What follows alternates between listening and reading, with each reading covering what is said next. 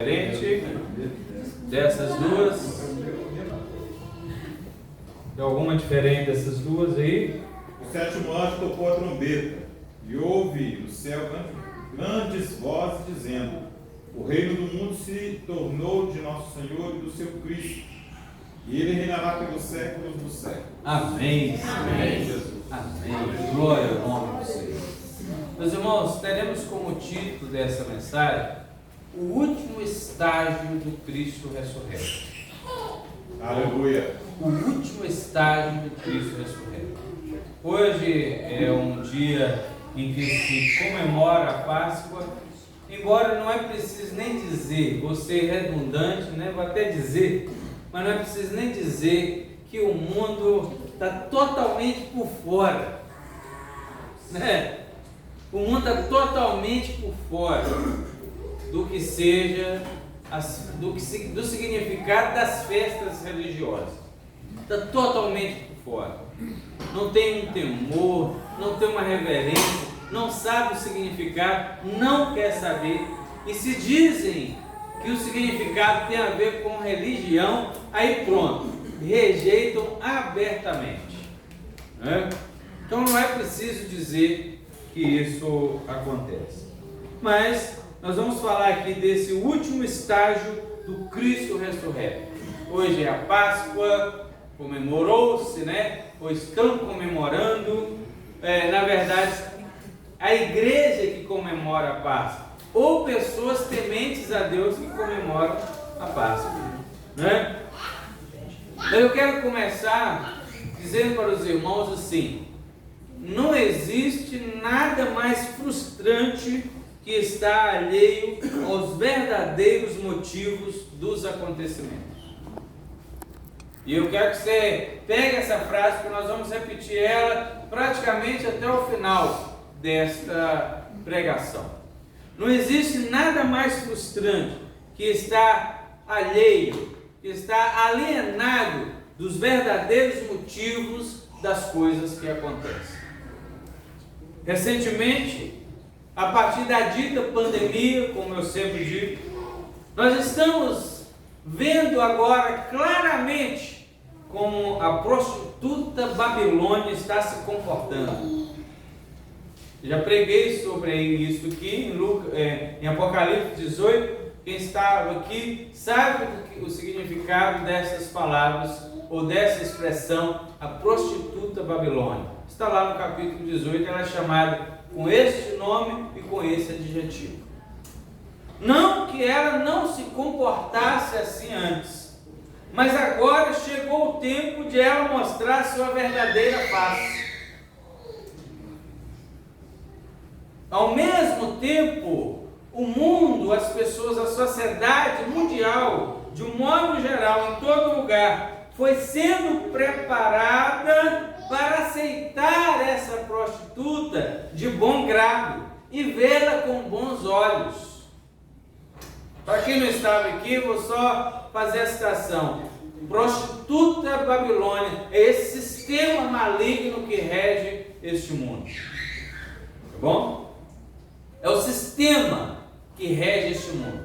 Então ele tem esse sistema seduz, ilude e tem ludibriado toda uma sociedade para viver aqui como se elas não fossem morrer nunca e não tivessem que dar satisfações ao juiz do céu e da terra.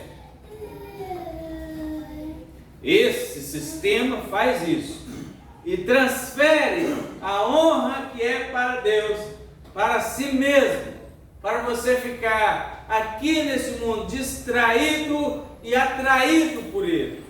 Esse é o objetivo desse sistema. Por isso que se chama prostituta, porque desde o Antigo Testamento a gente sabe que Deus chamava de prostituto e prostituta aqueles que se desviavam dele para seguir a outros deuses. Então, em Apocalipse 18, ela é chamada de prostituta Babilônia, meretriz. Então, é só para os irmãos se relembrar. Então, não que ela não se comportasse assim, sempre ela se comportou, mas ao mesmo tempo o mundo foi sendo preparado para aceitá-la de bom grado. Porque se ela se mostrasse assim, do jeito que ela se mostra hoje, se ela se mostrasse assim antes, todo mundo se assustaria e a rejeitariam veementemente. Mas agora, não mais. Todos os dias agora, novos absurdos estão sendo ditos, propagados, mostrados, e ninguém mais está se assustando. Ninguém mais está dizendo, todo mundo diz, não, isso é assim mesmo. Cada um faz o que quer, cada um tem a sua verdade. Todas as ideologias deste mundo agora sendo colocadas de uma forma que prendeu as pessoas, que elas não podem falar mais nada. Tem só que aceitar. Então elas estão preparando-se ou se prepararam, antecipadamente para que se aceite tudo que essa prostituta falar e colocar. Ela chegou num estágio em que não é mais vista com tanta hediondez e terror. Temos os meios de comunicação que são a porta de entrada dos ideais dela. E ela, tanto quanto eles, os meios de comunicação, destrona Deus do seu lugar e seculariza ele da mentalidade das pessoas, enquanto propaga e incentiva toda sorte de pecados e finge se consternar com alguns desses pecados. Essa semana, todo mundo sabe, um absurdo aconteceu aí no sul do país, na segunda-feira, naquela creche. Então a mídia finge se consternar, mas ela sempre propagou a violência, ela sempre incentivou a violência e toda sorte de pecados. Então agora ela finge se preocupar. Ela diz que é absurdo, mas ela se esquece que é ela que incentiva, que propaga e que até manda fazer isso. Então esses meios de comunicação conseguiram formar uma sociedade que brinca com o pavor. Preste atenção nisso. A sociedade está brincando com o terror, com o pavor. Desconsidera a seriedade da existência, tira a existência do seu verdadeiro e glorioso propósito. Qual é o propósito da existência? Servir e glorificar ao Deus bendito. Amém. Tirou isso. Então a grande Babilônia, essa prostituta descarada, chegou nesse estágio e está levando toda uma sociedade com ela. Ao que parece, é o último estágio dela. Digam graças a Deus. Graças a Deus. Ao que parece, é o último estágio dela. Mas para que o nosso coração não fique tão angustiado e pesado com tudo isso que eu disse até agora, precisamos nos lembrar de que Cristo também tem os seus estágios. E o seu último estágio é que Ele, sendo o Rei dos Reis e Senhor dos Senhores, será reconhecido assim na presença de todos. E está se aproximando o dia em que céu e terra obrigatoriamente se prostrarão diante dele e farão essa confissão. Glória a Deus. Aleluia. Aleluia. Mas vamos falar dos estágios de Cristo. Eu comecei dizendo da frustração de estar alheio aos verdadeiros motivos dos acontecimentos, O significado de não saber os verdadeiros motivos dos acontecimentos leva as pessoas a viverem alheias ao que é importante. Deixa eu te atrair aqui. Essa semana eu precisei de ir num determinado consultório, num determinado lugar. Aí chegou lá um moço com uma camisa do Flamengo, acho que era um dia do jogo do Flamengo, eu não estou acompanhando mais futebol e eu estou sem saber. E aí ele falou assim, hoje é dia do meu Flamengo jogar. Eu estou aqui assim, esperando, isso era de tarde. Eu estou aqui esperando.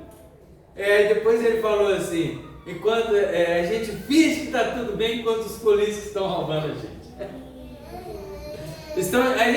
A gente está sendo distraído. Ele falou assim, a gente está sendo distraído pelo futebol, enquanto os polícias estão fazendo o que eles querem.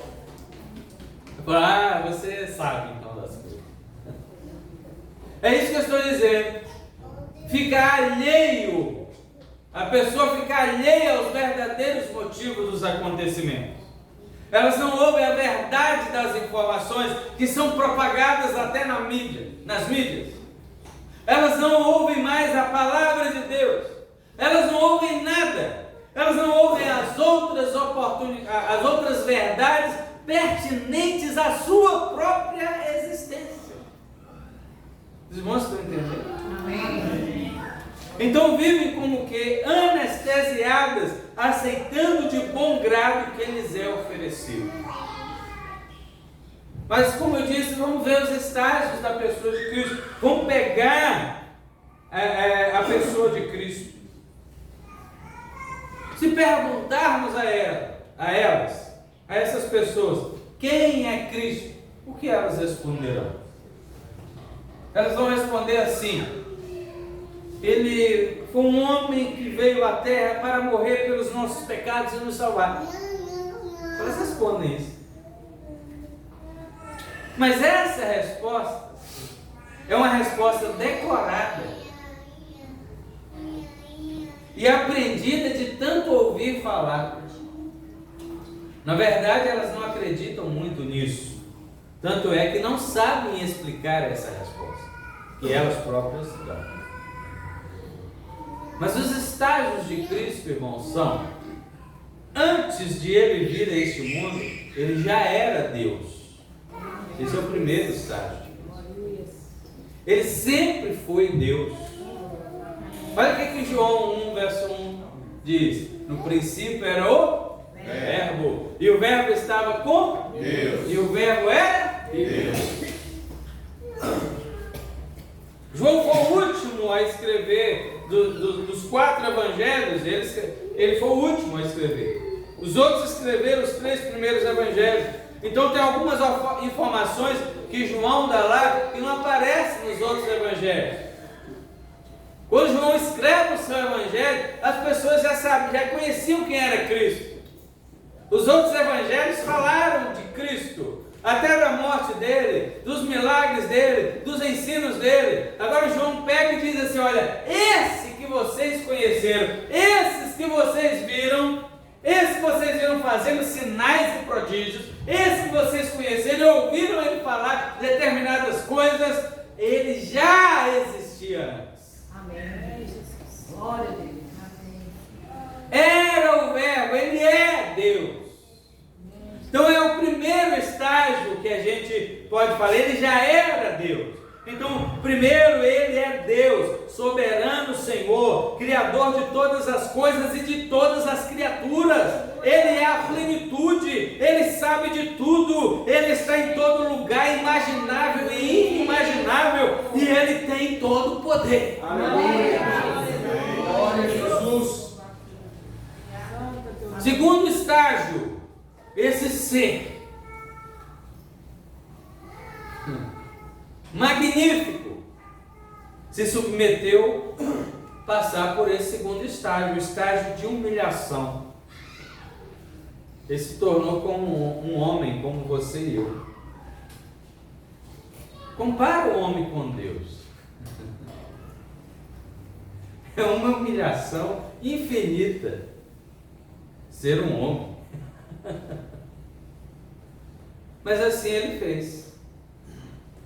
Vocês estão entendendo? Amém. Ele nasceu de uma mocinha que era virgem. Ele teve que ser amamentado por ela. Ele passou por todos os estágios de crescimento e aprendizagem, engatinhando, aprendendo a dar os primeiros passinhos, aprendendo a falar as primeiras letras, formar sílabas, balbuciar as primeiras palavras, Deus se humilhou para passar por isso. Pedir a sua mamadeira, ir ao banheiro, tomar o seu banho, sentir frio e calor, suar, ter fome, sede e etc.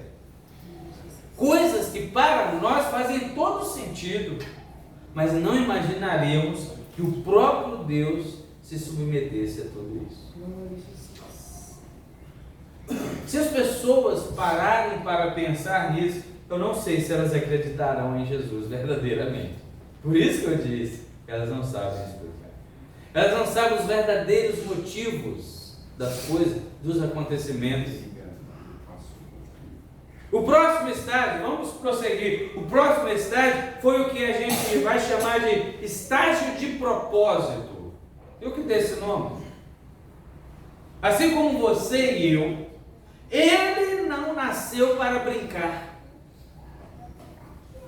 ou para passar o tempo. Tem gente que brinca, tem gente que vive passando o tempo, mas ninguém nasceu para isso. Mas deixa isso. Então, assim como você e eu, ele não nasceu para brincar, ele não nasceu para passar o tempo, ou não nasceu para ver como era a vida. Ele tinha uma missão e fez dessa missão o propósito de sua existência. Falava sobre isso o tempo todo, andava focado nesse propósito enquanto viveu. E aqui é importante dizer que quando a gente tem um determinado propósito e é focado nele, nem sempre nós teremos apoio dos que nos rodeiam. Principalmente hoje, onde as pessoas têm sido levadas a brincar mais e levam a vida menos séria do que ela é. Pessoas com propósito sofrem demais. Pessoas do nosso meio que tem propósito, que é focado, sofrem demais, porque elas não estão nos mesmos lugares dos outros que estão só brincando com a vida. Elas não curtem as mesmas coisas do que essas pessoas que só brincam com a vida. Elas não se deixam distrair facilmente. No Evangelho de Lucas, lá no capítulo... Eu esqueci de anotar, no capítulo 9, eu vou achar aqui rapidinho. Nós falamos isso aqui um dia, numa quinta-feira.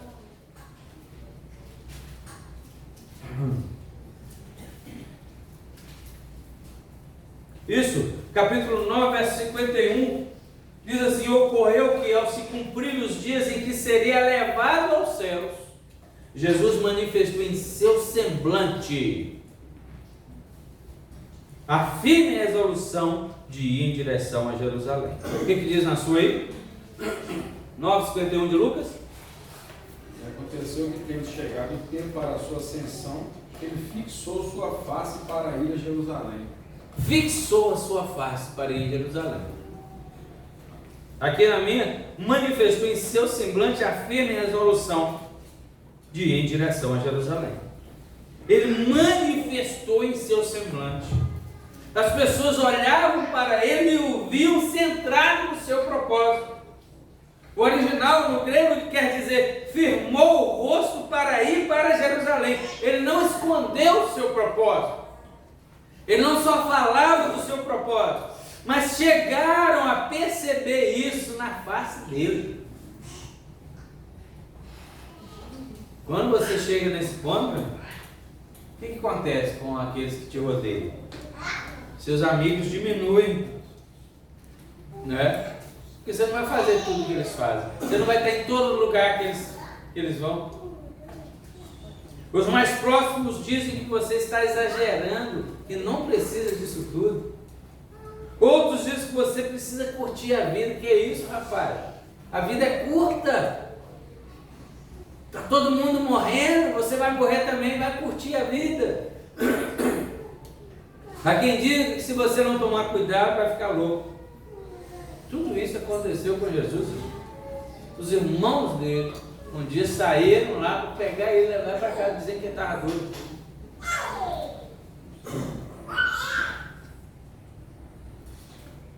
Então, nesse estágio, passa para a parte do sofrimento.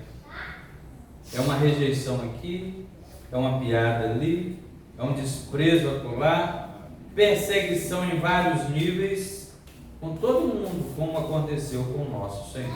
Aleluia. Muitas pessoas iam até Ele por conveniência, mas não porque criam verdadeiramente nele e no que Ele falava. Lembre que, eu quero continuar dizendo, lembre que eu comecei dizendo que nada é mais frustrante do que estar alheio aos verdadeiros motivos dos acontecimentos. Toda essa rejeição que Jesus sofreu se transformou em perseguição e chegou no clímax, a sua morte. Ali numa cruz, rejeitado, desprezado, caluniado, zombado, entregou o seu espírito. O próximo estágio, rapidinho, sepultamento. Numa tumba seu corpo foi colocado. Mas no terceiro dia, outro estágio, inesperado às expectativas dos homens mais sábios e estudados, o Senhor Jesus foi ressuscitado. Está prestando atenção nos estágios da vida de Jesus? Mesmo que saíram boatos de que era mentira, que ele não ressuscitou nada, quem o conhecia o viu e conviveu com ele mais de um mês ainda. Não conviveu mais porque ele passou para o próximo estágio. Foi lido ali, o da sua assunção. Assunção. Os que estavam presentes nesse dia o viram subindo, voando, flutuando. E ainda viram e ouviram dois seres celestiais perguntar: por que vocês estão olhando para cima? O olhar não era apenas porque presenciavam algo extraordinário, nunca visto na história da humanidade, mas era um olhar de que estavam se sentindo de alguma forma deixados sem a companhia dele. Porém, a pergunta significava algo mais, que assim como eles estavam presenciando sua subida, também um dia presenciariam sua descida, e dessa vez para estar para sempre com eles. Amém. Glória a Deus. Glória a Deus. Então, nesse sentido humano, ou nesse ponto da humanidade de Jesus, os estágios pelos quais Jesus passou foram presenciados pelos que conviviam com ele, pelos que estavam com ele aqui.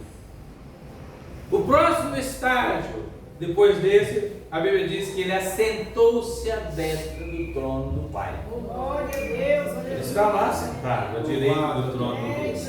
Ele está lá. Amém. O próximo estágio depois dele é que ele virá nas nuvens dos céus, assim como aqueles dois anjos disseram naquele dia. Amém. Você acredita nisso? Amém. Eu estou falando, estou perguntando porque tem gente que não está acreditando nisso não. Mas não é o nosso caso. Ele de fato cumprirá o que foi dito pelos 2 anos e retornará Glória a Deus. para estar com a sua igreja. Virei outra vez e vos levarei para mim mesmo, para que onde eu estiver, vocês também estejam. Aí eu quero falar a última coisa aqui. Todos os estágios de Jesus eram vitórias. Tá? Vitórias. Ninguém pense que esses estágios foram derrotas. Mas Jesus sofreu, tadinho. Jesus morreu. Nossa, que derrota. Nós falamos dos estágios que caracterizaram a humilhação, mas não derrota. Humilhação, não derrota. Poderia ser derrota para quem visse a olho nu, mas quem tinha e tem o olhar espiritual sabia e sabe que cada estágio desse sagrava uma vitória cada vez maior e mais firme. Glória a Deus. Se cada estágio está na frente do outro, cada vez que você alcança um, significa que o propósito anterior foi cumprido. Então foi uma vitória. Amém, Jesus. Passo a passo, então, atingindo cada estágio, Cristo foi galgando vitória contra toda a hoste satânica e fez de tudo para impedir que ele alcançasse os próximos estágios. Amém. Quando o bebê, o que aconteceu? Herodes mandou matá-lo, mas não conseguiu. Então ele obteve vitória. Amém, Jesus. Na sua fase adulta e ministerial, o próprio Satanás o tentou lá no deserto para que cedesse aos seus propósitos, mas Satanás não conseguiu e ele obteve vitória. Durante todo o seu período de trabalho ministerial, as lutas, conforme já dissemos, zombarias, desprezos, perseguições, eram tentações para que procurasse uma solução mais fácil de realizar o seu trabalho, mas ele não cedeu e também obteve vitória. Amém, Jesus. Pouco antes de ter sido entregue pelo traidor, estava em oração agonizante lá no jardim do Getsemane, chegou a suar sangue, conjecturando com seu pai a possibilidade daquele momento mortal ser diferente, mas ele passou por isso também, obtendo o quê? Vitória. Amém, Jesus. Aleluia. Eu me lembro de ter pregado aqui uns anos atrás, não poucos anos, sobre a tripla ação do Espírito Santo na conversão de alguém. Segundo João 16, do verso 8 ao 11, o Espírito Santo veio para convencer o homem do pecado, da justiça e do juízo. Eu havia dito naquela época que enquanto Israel pensava que estava defendendo a causa de Deus, quando levou Jesus a julgamento e à morte, um juízo bem diferente estava acontecendo no mundo espiritual, que nem Israel e nem o mundo suspeitavam. Na morte de Cristo, Satanás estava sendo julgado. Aleluia. Está lá em Colossenses 2, verso 15. Esse eu gostaria que fosse lido, por favor.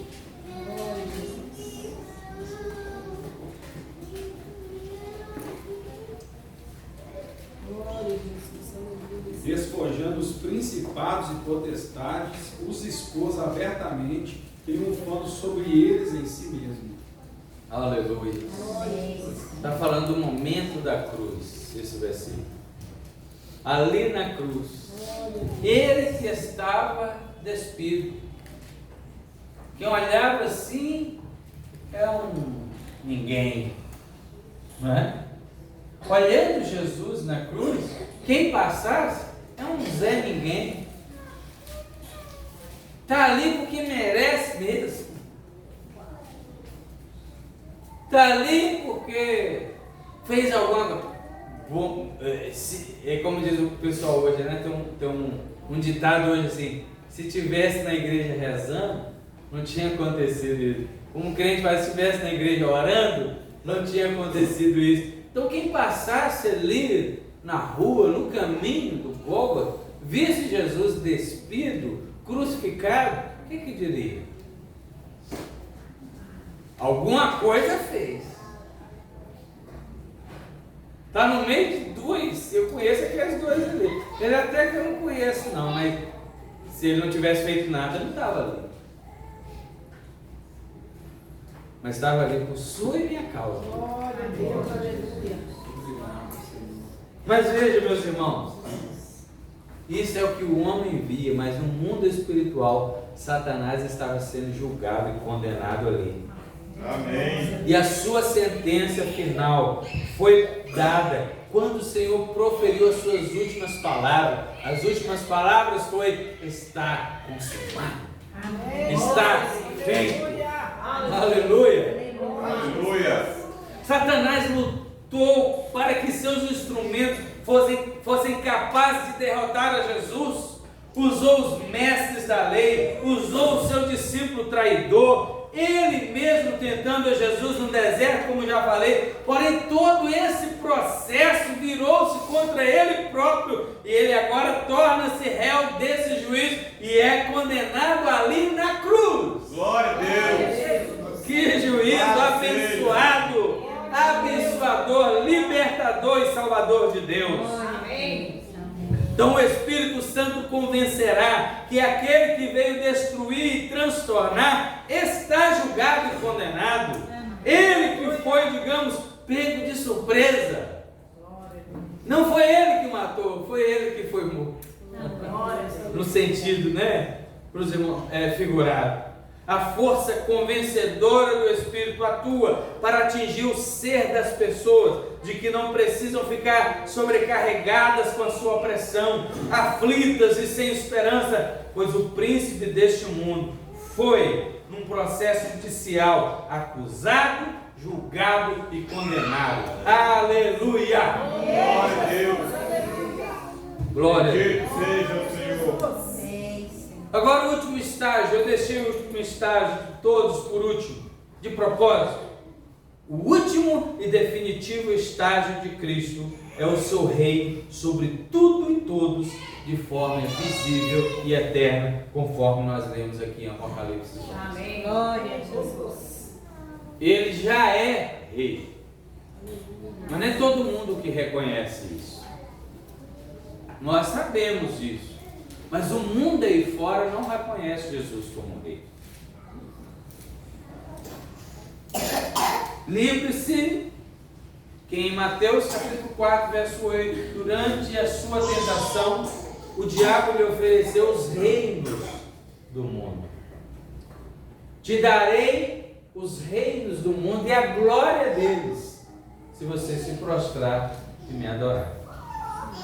Em Apocalipse 17, verso 18, a prostituta Babilônia detém o domínio não dos reinos do mundo, mas dos reis. Isso aí nunca foi tão claro como hoje. Os reis da terra, os presidentes, os governadores, os juízes da terra estão nas mãos da prostituta, irmãos. Isso fica claro todos os dias, quando eles estão lá para executar juízo e justiça e não fazem. Quando estão em voga e implantando as suas ideologias contra a palavra de Deus, eles estão nas mãos dela. Está vendo?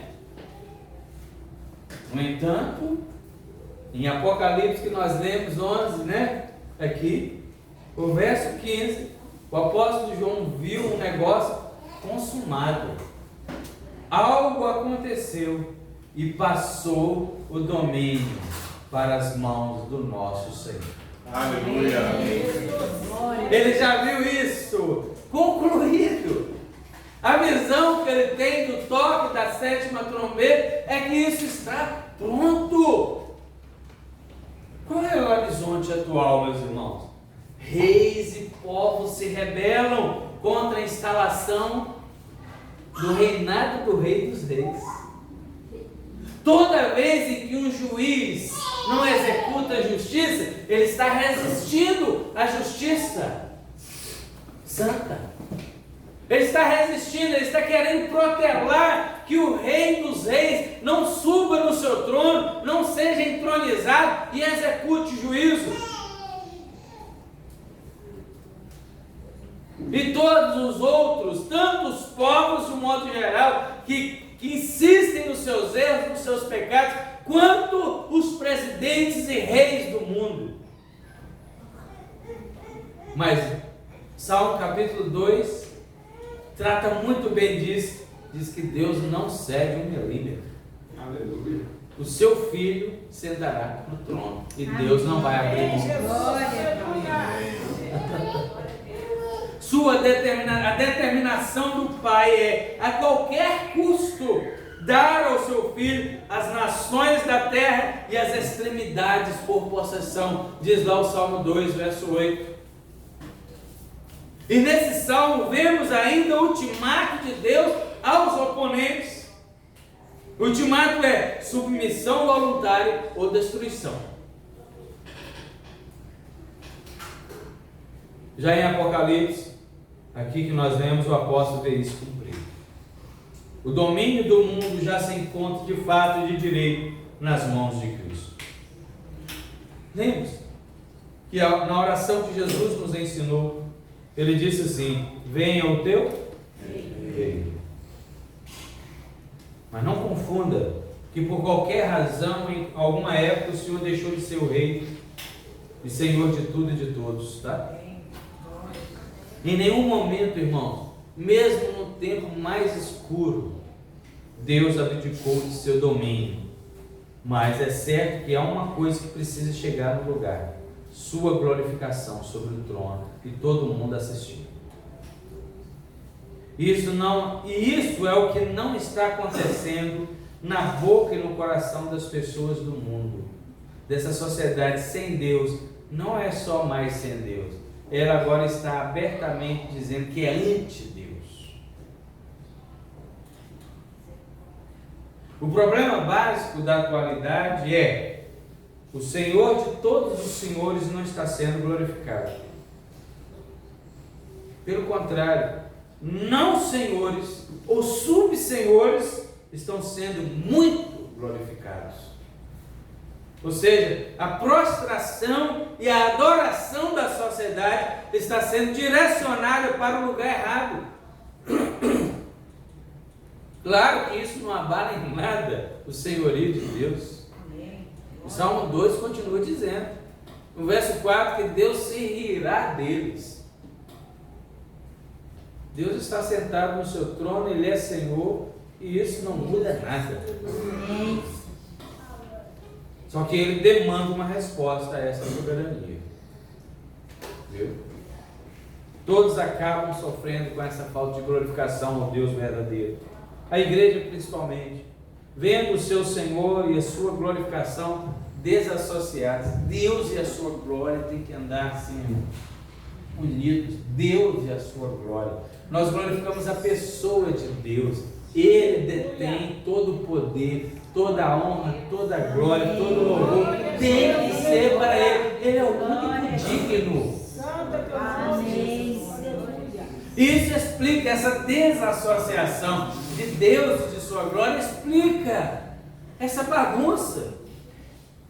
Homem contra mulher, mulher contra homem, pai contra filho, filho contra pai, nação contra nações, nações contra nações, e por aí vai, ser humano contra a natureza, e por aí vai. Então entenda que nada será sarado enquanto essa separação aí inicial não for solucionada e Deus não receber a sua honra.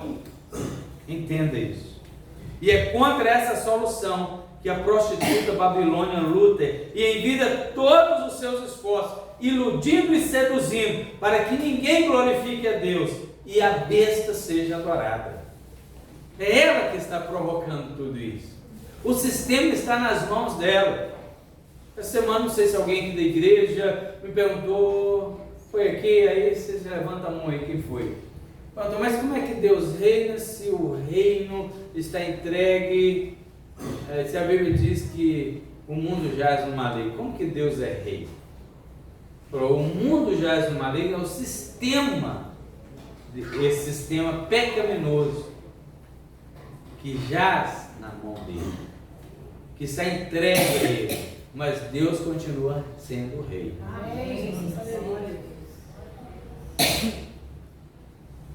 Mas não obstante os esforços desse sistema e dessa Babilônia, o Senhor chegará ao seu último estágio com grande e eterna glória.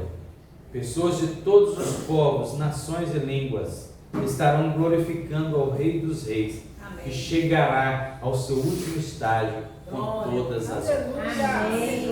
Ele se assentará no trono.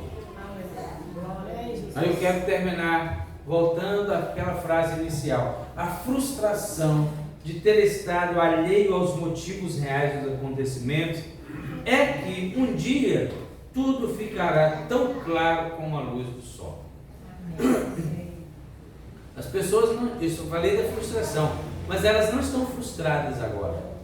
Eu sei muito bem disso, mas elas ficarão frustradas depois. Elas estão agindo como se tudo estivesse normal, e para elas está normal mesmo.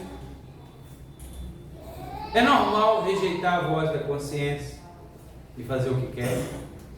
É normal seguir os seus instintos para fazer o que quer. É normal se dar aos prazeres.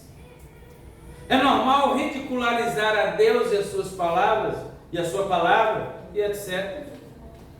Afinal, de acordo com a prostituta, esse é o jeito certo de viver. Não é? Que Deus que nada. Mas eu quero consertar aqui.